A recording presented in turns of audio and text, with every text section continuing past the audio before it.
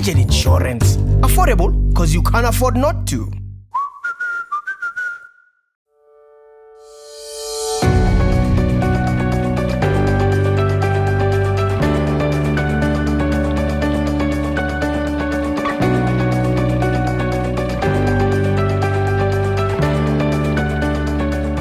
Hello and welcome to the inside of the Haval H6. I'm finally driving this car. I can't wait to review it for you because everyone has been asking me about it. I get tweets, I get Facebooks, I get Instagrams. If I tweet about another brand, you guys reply and say, please review the Haval H6. How do you think it makes that other brand feel? You know, think about that. Think about it before you reply. Anyway, this is going to be a very in-depth review, so stick around. But before we get going on that, I'd like to tell you about a product we've launched called Match. Just go to Cars.co.za, click on sell your car, list your car, and hundreds of dealers around the country will bid on your car. It's the best way to get the best price on your car. Right, go check it out. Here we go. Haval H6 review, finally. Oh, I'm excited. I hope you're excited as well.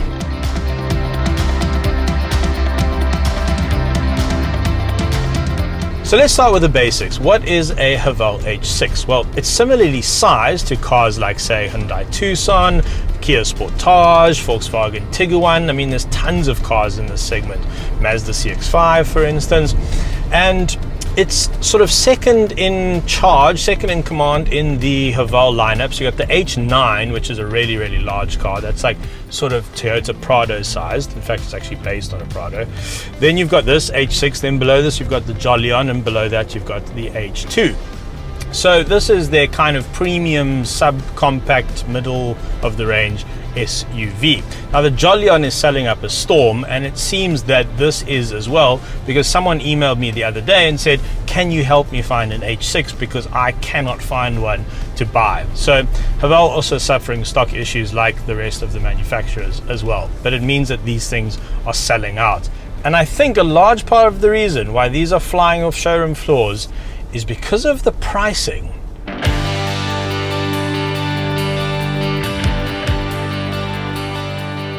Right, bear with me here, maybe get a pencil and paper out, a lot of numbers coming at you. So, let us compare the H6 to something like a Volkswagen Polo, which is a bit of an odd comparison to make, but hear me out. A top spec Polo, not the GTI, just the 1 litre, is 404,000 Rand, whereas you can get into a bottom of the range H6, like not the one I'm driving, the bottom of the range, for 419,000 Rand. So that's a price difference of 15,000. Now, if you finance that at 10%, no balloon, no deposit over 5 years, the difference is 350 Rand a month between a Polo and this. And it kind of feels like you can fit a Polo inside here, which is a bit awkward. But let me further illustrate for you how good the pricing is. So bottom of the range H6, 419, top of the range H6, 514, with literally all the bells and whistles, just about every feature you can think of. And at 514, that means that the top of the range Haval H6 is cheaper than the bottom of the range Volkswagen Tiguan. So you might be thinking to yourself, how is it possibly that cheap? Where have they cut the corners to bring the price down that much? And as I sit here, it's very hard to answer that question. I don't know. I can't quite tell where all the cheapness is coming from, because as I sit here, this is one of the most luxurious small-ish SUVs that I've ever been in.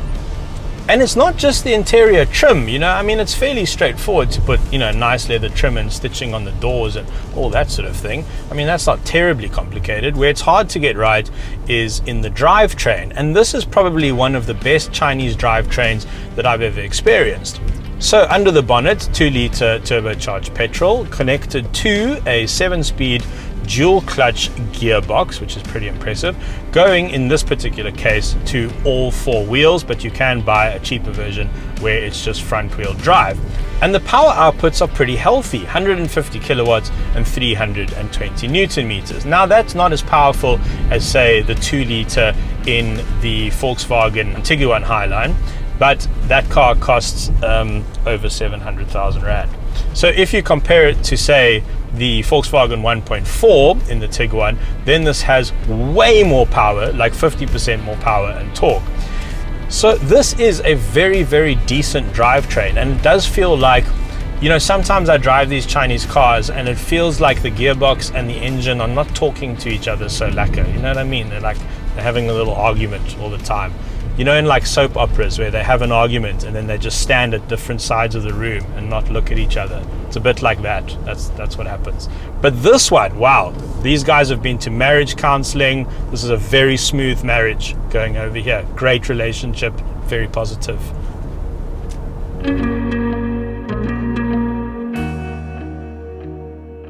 Time for a cabin tour of the Haval H6. Let's start with the key. It's actually quite nice. It's got this sort of brushed aluminium look. I don't think you'll be disappointed by that. I quite like it. And overall, you're looking at a sort of Range Rover-y type feel in here. It actually reminds me quite a bit of the Evoque, which is a car which costs more than double. Lots of leather, lots of soft touch surfaces. Look at the nice stitching up here on the door, stitching over there, leather steering wheel. It's a really nicely appointed cabin with some good quality materials. But overall, it's actually the design that impresses me. So look how well the air vents are integrated into the dashboard. It sort of follows the smooth line right across underneath your dials and across here. It makes this just a very pleasing, very pleasant place to be. I do think they've nailed the interior design, and by going with a drive-by-wire system on the gearbox, they've created a massive space under here, which is also very convenient. They've also created a massive space in this bin. That's very convenient. This is your drinks holder, but you pop that out over there and then it'll support your drinks, or you move it away and you've got another nice storage area. Now, as I mentioned, we're driving the luxury model. If you went up to super luxury, you'd get such things as an electric tailgate, for instance, but you'd also get a wireless charging pad, which would be over there. Now, what you can't miss in here are the two screens. The fact that I've got this little screen in front of me makes the car feel very, very modern indeed. They haven't gone with, say, a traditional instrument binnacle, which then doesn't have dials and has a screen. They've completely done away with that, and you just get this little screen sitting on the dashboard. It's a little weird at first, but you do get used to it. And this is also full of information, and you can get most of your info on this screen right in front of you. You control it with the buttons over here.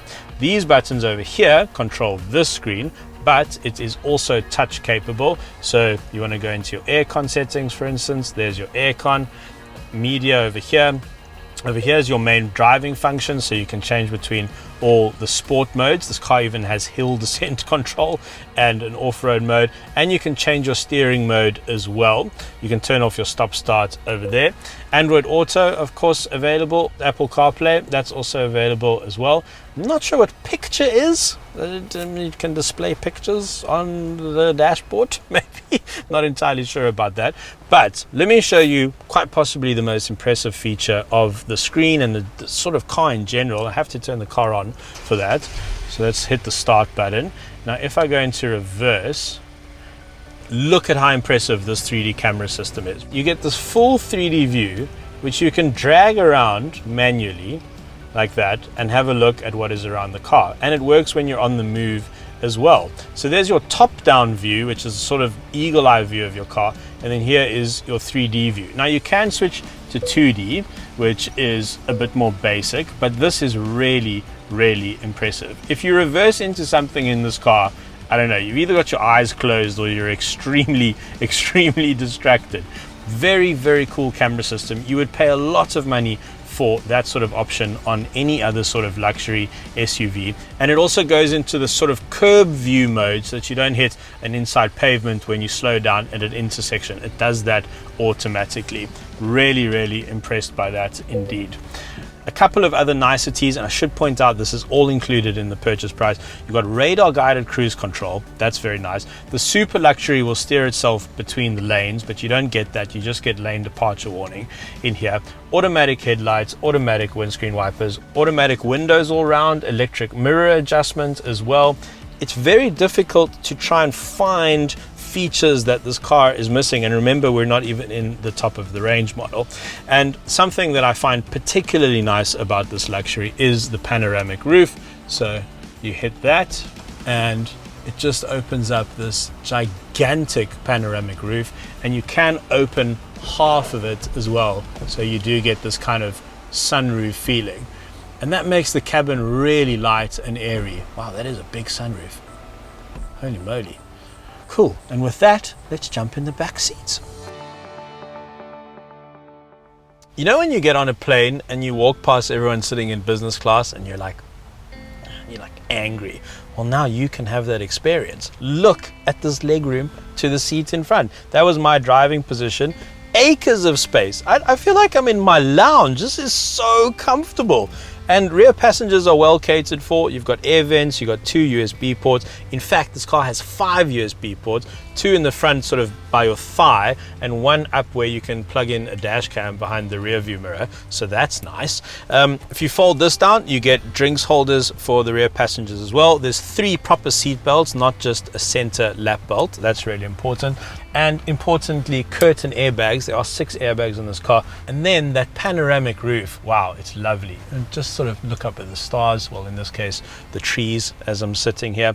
But I'm just seriously impressed with the legroom, and this actually comes from the fact that this car is actually a fair bit bigger than its brother, the Jolion. In fact, I asked myself that this morning, how much bigger is it really? And I went onto the Cars.co.za app and used the compare tool, and we go into real nitty-gritty details. So you can see wheelbase length, the length of the car, the width of the car.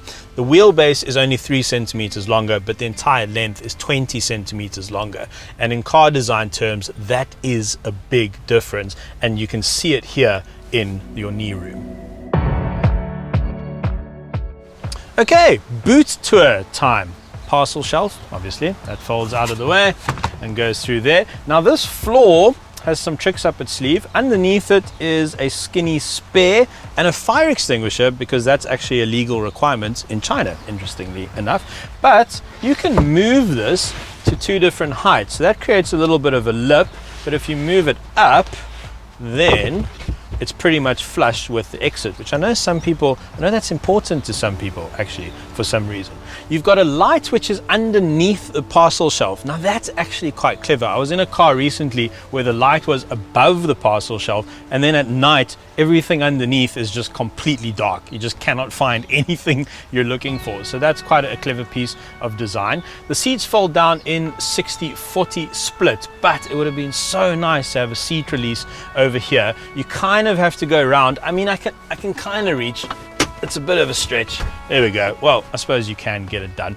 And remember, this is the luxury model, so you don't get the electric tailgate, which you would get if you went up to the super luxury. So I have to close this myself. What a faff. What a mission.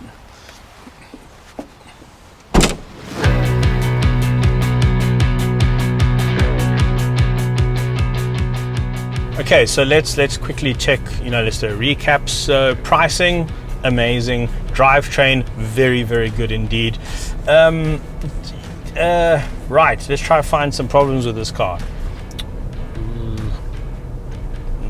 No, this is quite good. Steering wheel is quite nice. It's very smooth, it's very quiet, it's very comfortable. So there must be a catch, right? I mean, there must be something. Is it maybe very fuel inefficient?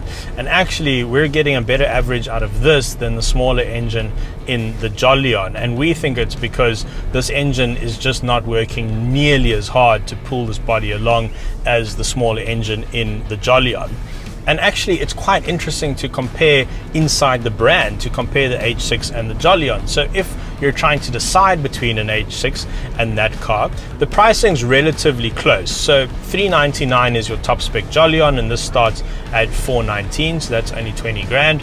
But when you take the top spec Jolion, you get all the toys. I mean, the thing steers itself between the lane, electric tailgate, all that sort of thing.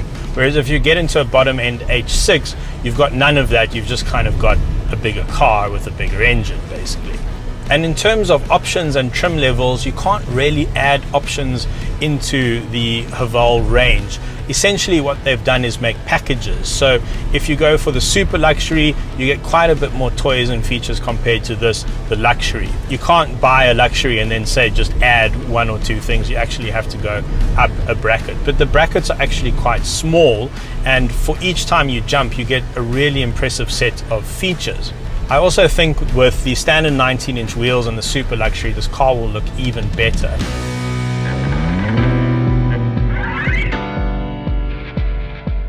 Now you're probably watching this and thinking, okay, Chery, all good and well, it's a nice car, it looks quite nice, got a fancy interior, it's got big touchscreens and all the rest of it, but is this car going to fall apart in 3, 4, 5 years time? Well, that's a very difficult question for me to answer.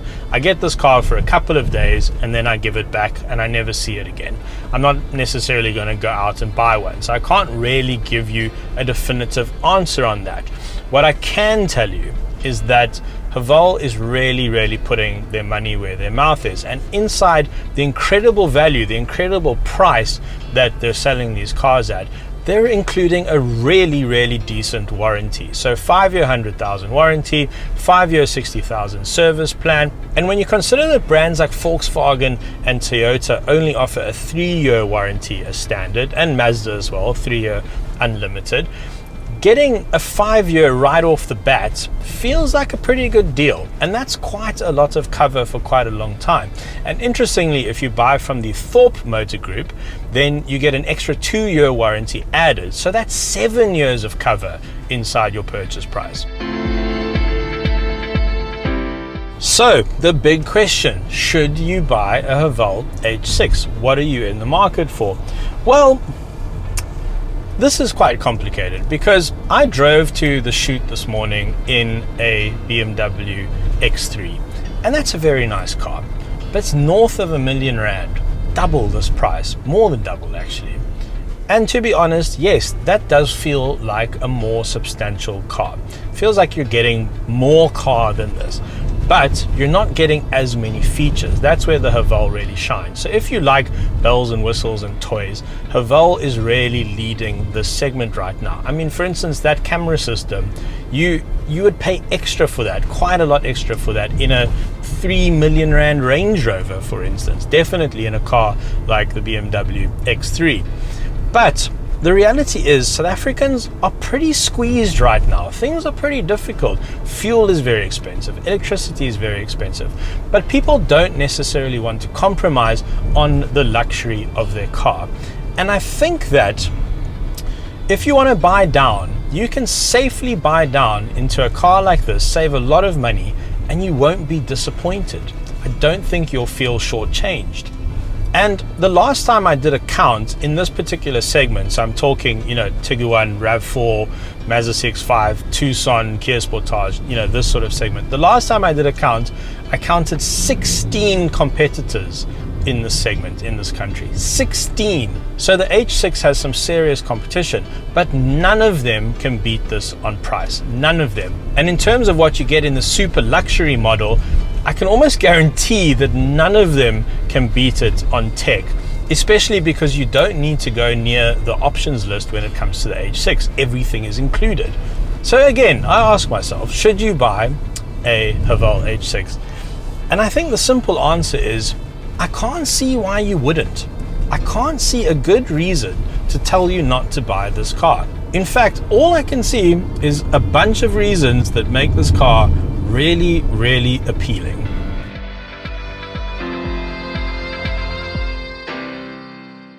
Thanks very much for watching. If you've just watched this video but you haven't yet subscribed to our channel, you absolutely should do that immediately right now. Click the subscribe button. It's a good idea for a bunch of reasons which I actually don't have really a lot of time to go into, but it's good. It's a good idea. Excellent. Thanks for watching. I said that already. Budget insurance. Affordable because you can't afford not to.